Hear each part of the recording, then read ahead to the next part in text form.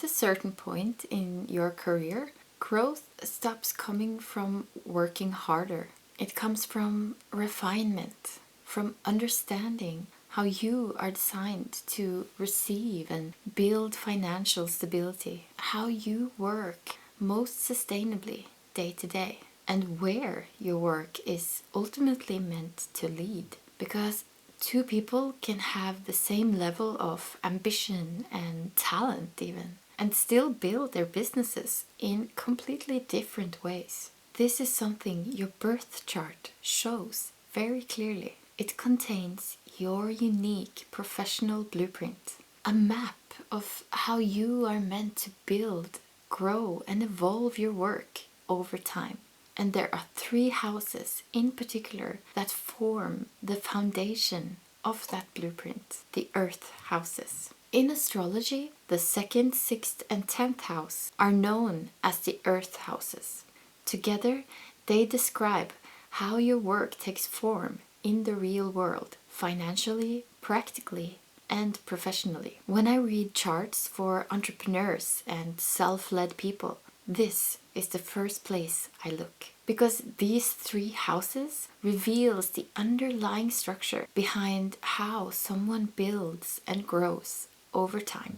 Lately, I've been looking at them less as separate pieces, but more as one connected system. And when you start seeing them that way, you begin to understand your work and direction in a completely different way. The 2nd house shows how you feel safe receiving money. Not just how you earn, but what kind of income and structure actually supports you as you grow. For some people, stability comes from consistency. For others, from flexibility or creative freedom. And this becomes especially important when you expand, because the way you earned in one stage of your career isn't always what supports the next. Understanding your 2nd house gives context to that evolution. The 6th house shows how you are designed to work day to day.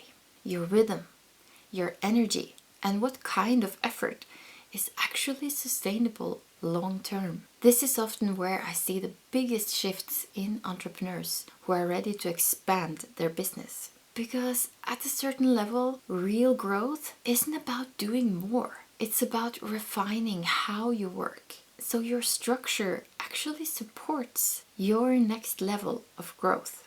And then we have the 10th house. This area of your chart shows where you are evolving, your direction, your visibility, and the role you're gradually stepping into over time.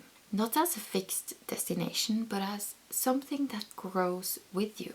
When you understand this house, you begin making more intentional decisions about the direction you're moving in. When you start looking at these houses together, you begin to see a deeper architecture underneath your work. How you earn, how you work, and where you are evolving. This is something I've been studying deeply in my own chart and in the charts that I read for others. And the more I look at it, the clearer it becomes that these 3 areas hold the foundation of how entrepreneurs are meant to grow and evolve over time.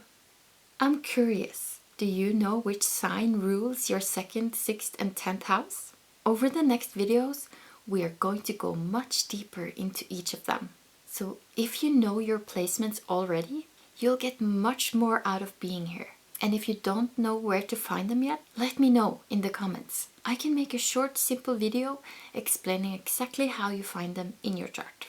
More than anything, my intention with this space is to support you in building a career that feels aligned to who you are becoming. I know how much courage it takes to build something on your own, and my hope is that what I share here gives you clarity and trust in the path as it unfolds. If this kind of perspective supports you, you're always welcome to subscribe and stay with us as we go deeper. Thank you for being here.